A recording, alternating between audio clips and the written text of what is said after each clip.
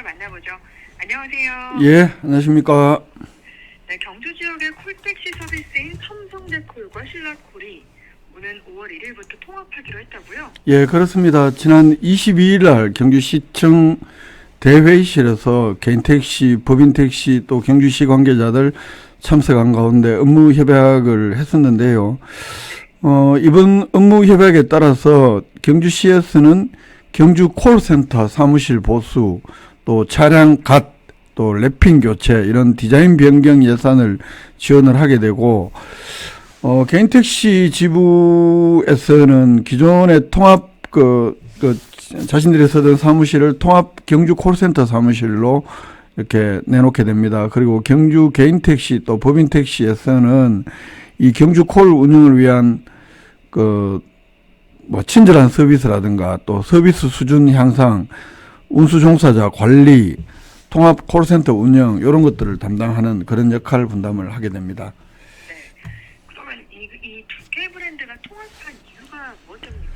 4월달 현재 신라콜은 법인택시들이 콜택시 연합이고, 또 첨성대콜은 개인택시 연합에서 이렇게 좀 개인택시에서 콜을 하는 그런 브랜드인데, 현재 신라콜 택시는 319대가 가입돼 있고, 첨성대콜에는 개인택시에는 콜택시가 647대가 각각 운영을 하고 있습니다. 이렇게 되면 그건 970대 가량 되는 숫자인데, 이번 협약은 무엇보다도 시장 지배력을 강화하고 있는 대기업의 택시 시장 독점을 막자, 그리고 지역 시민들에게 책임감 있는 서비스를 제공하자, 이런 취지로 경주시하고 택시업계가 뜻을 모으면서 통합을 하게 됐다고 합니다.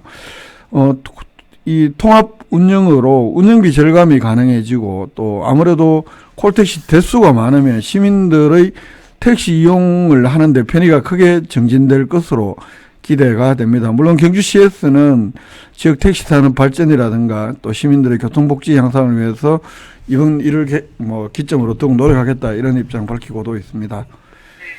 그러니까 법인택시와 개인택시 콜택시 서비스인 신라콜과 첨성대콜이 통합한다 이런 소식이었고요. 예, 요렇게 한 데는 조금 부가 설명을 드리면, 무엇보다도 요즘 워낙 우리 SNS 메신저로 유명한 K 이택시가 이 시장에 들어오면서 워낙 관광객들은 그 대기업 운영하는 그 택시를 많이 이용한다고 합니다. 그리고 시민들은 아무래도 이게 콜택시가 법인, 개인 이렇게 분산이 되어 있으니까 이용하는데도 조금 혼란스럽기도 하고, 또 택시 대수가 안 많기 때문에 또 바로바로 오지 못하는 경우들도 대기해야 되는 시간을 또 많을 수가 있고, 이런 불편들, 그래서 대기업들에 맞서보자, 지역업계들이 이런 취지가 무엇보다도 크다 이렇게 볼 수 있을 것 같습니다.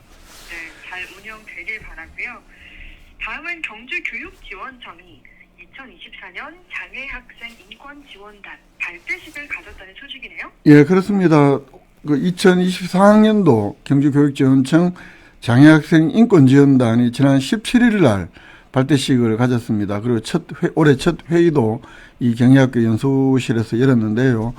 이 경주 장애학생 인권지원단은 경주교육지원청의 교육지원 과장을 단장으로 해서 특수교육 담당 장학사, 또 특수학교인 경희학교 교감, 또 경찰서의 여성청소년과 수사팀장, 또 경북장애인 부모회 경주시 지부장, 또 경주시청의 장애인 복지팀장, 또 위덕대학교의 특수교육학부 교수, 또 경주에 있는 다음 성폭력 상담센터장, 또 솔빛 언어심리연구소, 경주위센터 전문상담교사, 특수교사 이렇게 12명의 전문가로 구성이 됐다고 합니다. 그런데 여기 제가 쭉 지금 말씀드리는데 보면 이른바 변호사 직군의 법률가는 포함이 되지 않았는데요. 아무래도 인권지원단은 법률가들이 좀 포함이 되면 좋을 텐데, 경주교육지원청에서는 이런 변호사들을 위촉하기 위해서 매년 접촉은 하고 있는데, 그 위촉은 쉽지 않다 이렇게 설명을 하고 있는데요. 아무래도 좀 전문적인 법률 지원 서비스도 같이 하면 좋지 않을까, 이 부분은 조금 아쉬움으로 지적이 되는 대목입니다. 그러네요. 그러면 장애학생 인권 지원단은 어떤 활동을 하나요?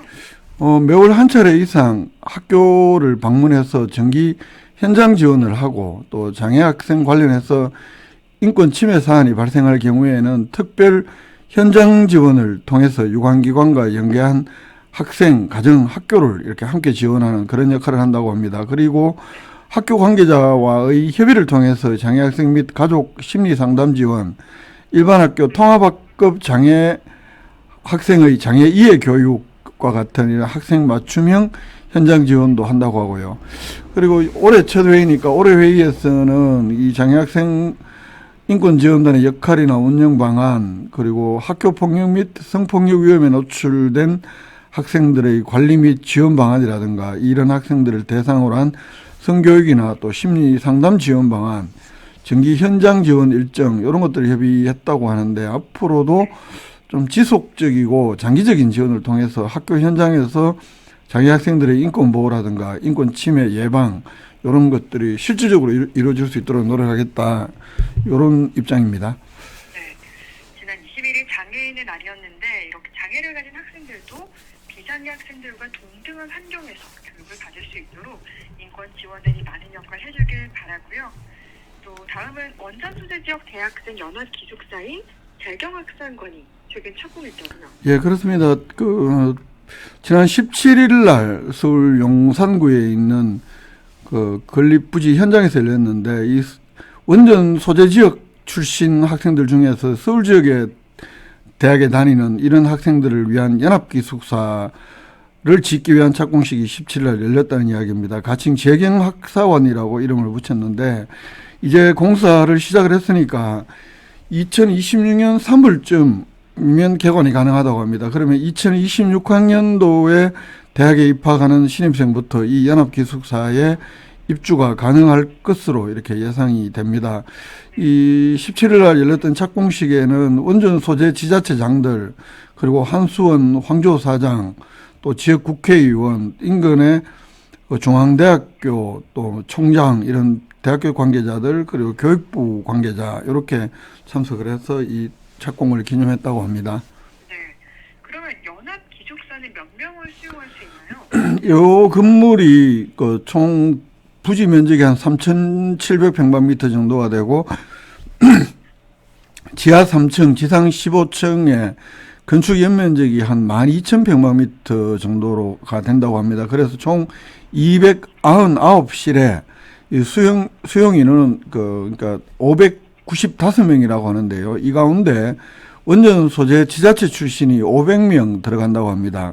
또 원전 소재 지자체가 전국에 많이 있으니까요. 여기서 경주시가 배정받은 인원은 140명이라고 합니다. 이 건물은 기숙사뿐만 아니라 학생들을 위한 편의시설이라든가 또 서울형 키즈 카페, 주민 개방시설, 인근 주민들을 위한 시설도 갖춘 이런 복합 건물이라고 합니다. 네, 그러면 이 신축 예산은 어떻게 마련하죠? 전체적으로 한 460억이 들어가는데 이게 한수원 지원사업비 각 지자체가 보유하고 있는 적립금으로 분담을 한다고 합니다. 경주시가 126억, 기장군이 125억, 울주군이 126억, 영광군 73억 이렇게 4개 지자체가 각각 분담을 하고 여기에 그동안 적립한 이자 10억 원으로 충당을 한다고 합니다. 이 교육부가 국토부 소유의 국유지를 무상으로 제공을 하게 됐고 그리고 건립하고 운영은 교육부 산하의 공공기관인 한국장학재단에서 운영을 맡는다고 합니다. 네, 그런데 이 재경학사관 당초 개관 예정인 2020년 9월이었는데 그거에 비하면 좀 많이 늦어진 거 아닌가요? 그렇습니다. 5년 5개월 약 6년가량 늦어지게 되는 건데요. 무엇보다도 부지 선정의 난항을 겪었기 때문입니다. 이 사업이 본격적으로 거론되고 시작이 된 게 2016년이었습니다.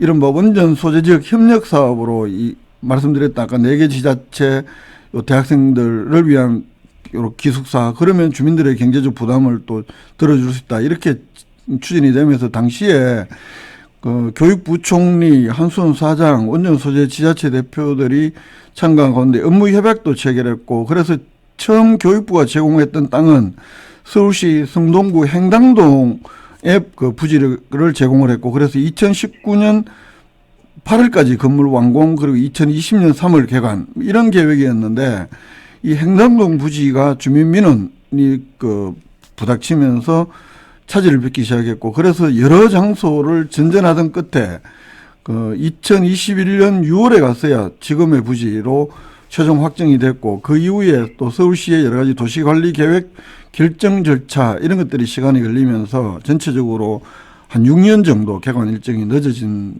것입니다. 네, 자경학사관 착공 소식이었고요. 마지막 소식으로 리모델링한 신라왕궁 영상관이 재개관한다고요.